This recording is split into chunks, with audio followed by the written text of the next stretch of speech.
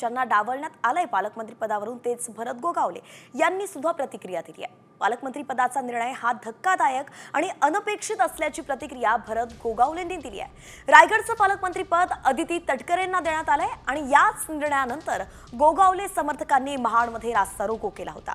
मात्र एकनाथ शिंदे जो निर्णय घेतील तो मान्य असेल असं भरत गोगावले यांनी स्पष्ट केलंय। तरी सुद्धा त्यांच्या बोलण्यातून त्यांची नाराजी स्पष्ट होतीये। जिल्ह्यामध्ये संपूर्ण वातावरण झालेलं होतं की पालकमंत्री भरत शेठ व्हावं म्हणून, आणि आत्ता जो निकाल आला तो अनपेक्षित आहे, तो मनाला पटणारा नाही आहे। परंतु ठीक आहे, आता जे काय आमचे नेते एकनाथ शिंदे साहेब जो निर्णय घेतील जो असेल तो आम्हाला मान्य करावा लागेल, कारण ते आमचे नेते आहेत। त्यांच्या नेतृत्वाखाली आम्ही सगळेजण काम करतोय।